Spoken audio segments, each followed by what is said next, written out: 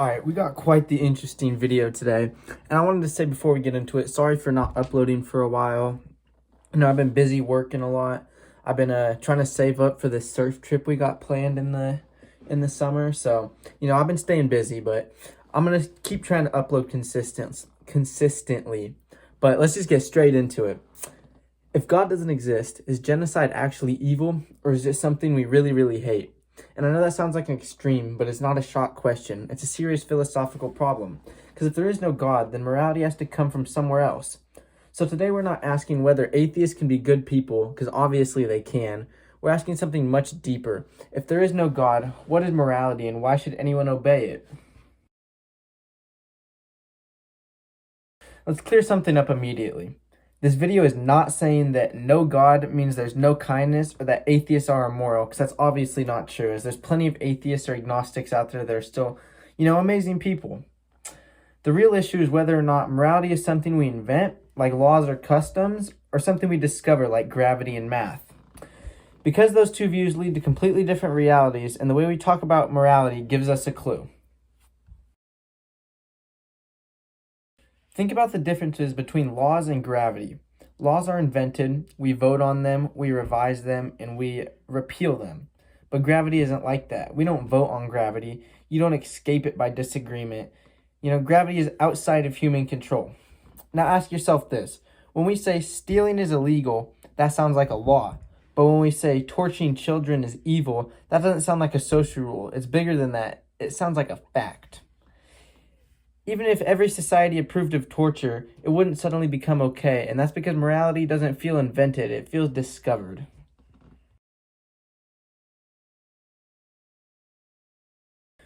A common explanation for morality is evolution. Humans evolved as social creatures, meaning that cooperation, empathy, and fairness help groups survive, and that explains why we feel moral instincts.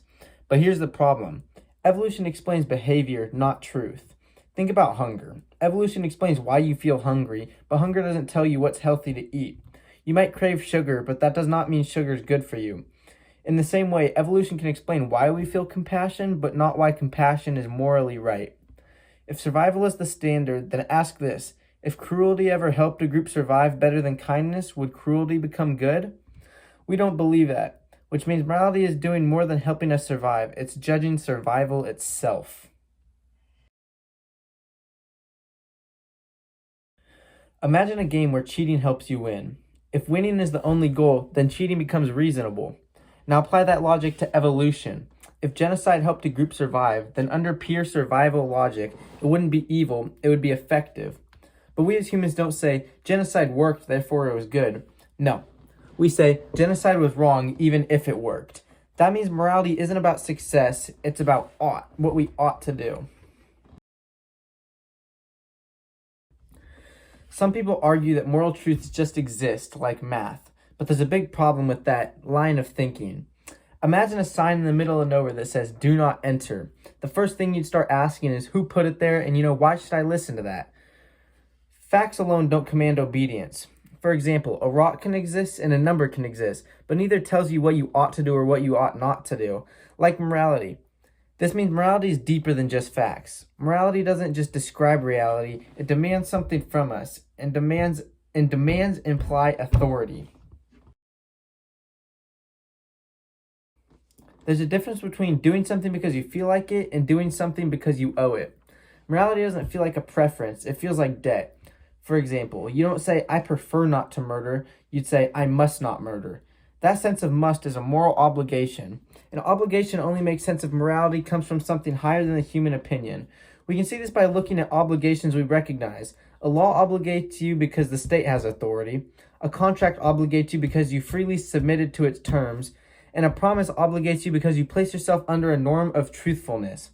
In every case, obligation comes from something that has standing over you. So why wouldn't moral obligation be the same?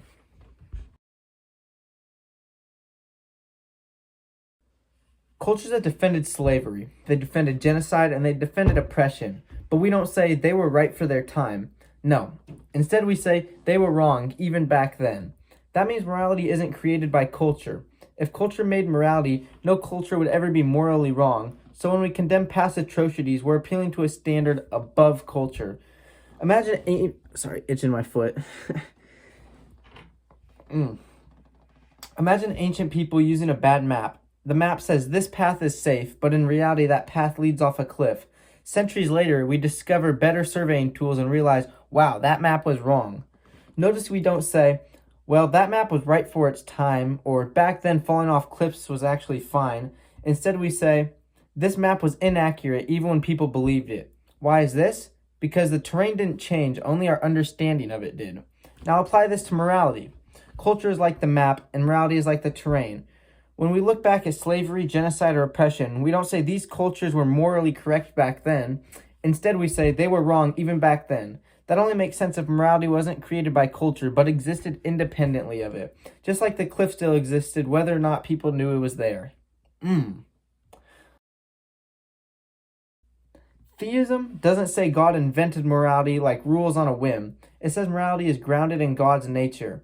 Think of light and sight. Your eyes don't create light, they detect it. In the same way, humans don't create moral truth, we recognize it. God is the author of goodness. God isn't the author of goodness arbitrarily, he is the source of it. For example, fire doesn't invent heat as a rule. Fire is hot by nature. Because what fire is, heat follows necessarily. Now think about how we relate to it. We don't create heat by believing in it, and we don't vote on whether fire should be hot. Instead, we experience and recognize heat when we encounter fire. If someone said, heat is whatever humans decide it is, you'd immediately reply, no, heat exists because fire exists. We just detect it. And this applies to morality as well. Theism isn't saying that God wakes up and arbitrarily decides what's good today. No, it's saying God flows out of what God... It's saying goodness flows out of what God is the same way heat flows out of fire. So this means God doesn't author goodness like a novelist inventing characters. God is the source of goodness because goodness is rooted in his nature, meaning humans don't create moral truth and they don't vote it into existence, but instead they recognize it imperfectly, like feeling heat from a fire. So here's the real disagreement. Everyone agrees that people can act morally without believing in God. But that's not the question. The question is, what is morality? Is evil just a label we invented, or is it a violation of something real? That's the divide.